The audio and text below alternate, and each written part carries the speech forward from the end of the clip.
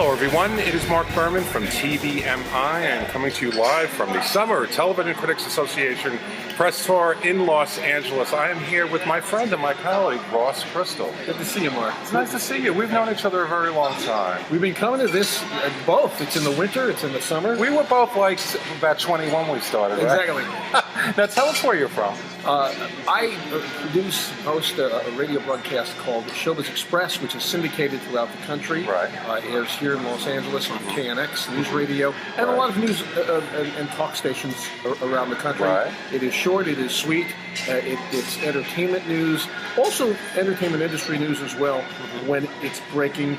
So we kind of cross the average listener and viewer with the industry and kind of bring both in. No, I used to be a frequent guest on your show, wasn't I? You were. We would talk to Mark on that industry part. That was on the KFWB. They were also an affiliate here in Los Angeles. Right. And we used to call Mark a lot, and this just broke about the business. Right. And we'd also call you about the ratings were this way. Yes. What do you make of it? He was like a professor in a certain Well, why aren't you calling me anymore? You could call me. You get so busy, you know. With No, it's okay. It's okay. Branched out. Actually, we will. Mark is no, you are. It's kind of a source of authority, and there are a few in this industry that can make some good sense and explain it to the viewer or the listener. And you're one of them. Thank you very much, Ross. You know, we've known each other. I've been coming here. My first press tour was in 1999, so let's do the math. 16 years. Yeah, and you were here. You were here about that same. About the same time, I had been setting up. I had come out of the television side, right, hosting a talk show in Washington. Came out here looking to do syndicated radio, right, and set up what was the radio entertainment news division for Pro Networks. Right. And built that from the ground up. And then went into my own. So kind of the template that I built for Metro Networks turned out to be a template that I use for Showbiz Express and other syndicated radio that right, we do. And now into, combine the television like what you do for the websites, right, ShowbizExpress.com and right, others. So and it's grown, and we really were here, and not at the beginning of this thing, but early on. Sure. Now, when you come here, again, you also come to the winter tour. I see you both times. I do come to the winter tour. So much news really does generate out of this. They do a very good job, both the Television Critics Association and the networks, all of them, getting here, presenting what they have, and being accessible to all of us. Yes. And yes. That is really a wonderful thing. It's a very good arena because you're not really going to have this opportunity to have direct access to the stars, the producers. What's interesting about today, now technically this is the first day of the tour. Right. Now this is going to go up tomorrow, so tomorrow will be the second day of the tour. And the first day of cable, but we had a full day of Netflix. We've never had a full day of Netflix. One group. Netflix. You know, they've been here the whole day. They've had, I don't know, about 8, 9, 10 panels. I can't even keep track how many panels they've had. I've been here since this morning. Which gives you the idea, it gives you just a little glimpse of the idea of how powerful Netflix has grown since House of Cards and Orange is the New Black. But and they are in it to win it, and I don't know in which way they're looking to win it, but they're really they have grown so quickly, but here's my issue with Netflix. You're going to probably know what my issue is. I crunch numbers. I understand that the business is changing, and I understand that it's not just about the traditional Nielsen ratings anymore. There is a lot more to it. But how many times today has somebody asked, do you have ratings? Netflix has apparently no numbers. Nobody knows how any of these shows are doing, and they're claiming that their most popular show is Orange is the New Black. How do they know that? They don't have any numbers. Well, they said they don't have any. But when they do have it, and I don't think they're going to share them right away anyway, and I don't think Amazon's going to be sharing. They don't have to right now, and so they're not. I'm watching. You're much more, to be fair, and Mark is more of the curmudgeon on this. You are more of the critic on this. Right. And I'm more of the viewer on it, which is good, because I understand where you're coming from. Orange is the New Black, unprecedented in what they did, but House of Cards, my goodness. That was a great show. So, what are the ratings? And that's in very, that's your business. How's it doing? How's it doing? Right. I can tell you it's doing well because I listen to the viewers that will call in to, and write in. And so I know it's doing well. But do I know it's doing really well in terms of the decimal points? You do. And look, do I think they've Netflix themselves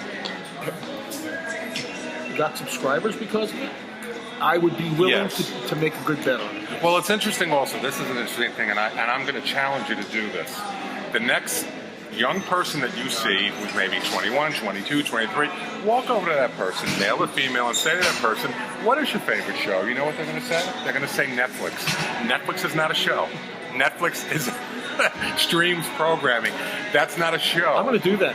So I'm then, telling you. So then, They're are you gonna say saying? Netflix. So you're saying down the road, they're going to say, "Oh, last year was Netflix. Now my favorite show is Amazon." Is that possible? Well, Amazon would love that. Well, the thing with Amazon, the big thing with Hulu right now, and Hulu is one of our sponsors. Thank you, Hulu.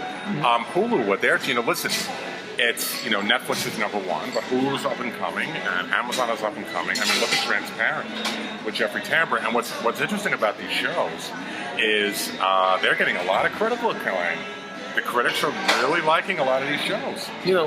They're liking the shows. I see it from several ends. One of those ends are at the awards. We cover all the awards, Showbiz Express, Right. KNX here in Los Angeles. Right. I'm on the red carpet. I'm backstage, and at the Globes, all of them, and House of Cards,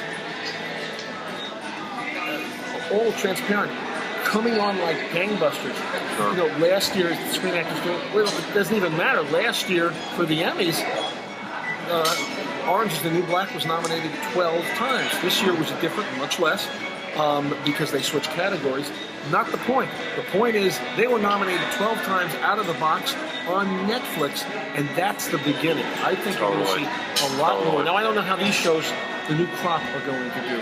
Well, here's the thing. I mean, the first real critical hit was House of Cards, and that got nominated for a lot of Emmys and a lot of other awards.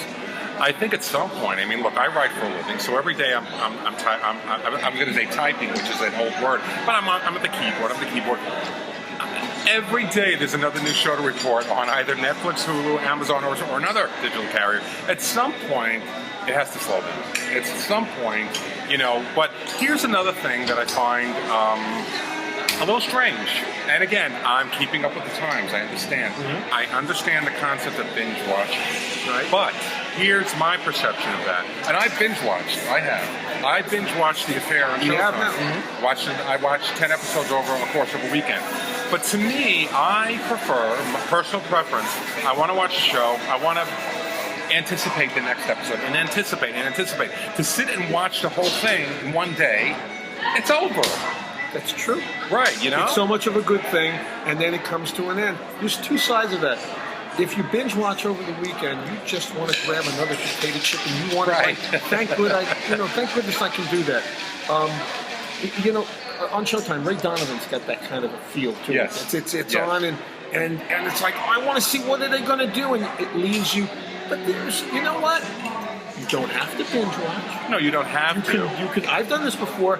I'm going to have some discipline. I've seen 4 of them. I got to go to sleep now. I'll watch it on Tuesday, and now I look forward to that. But it's interesting. But he has no discipline. I don't have discipline, but you know what? I also remember, listen, I'm going to go back. I'm going to take you back to, like, you're going to think I'm a fossil, but I remember the days when the traditional TV season would end.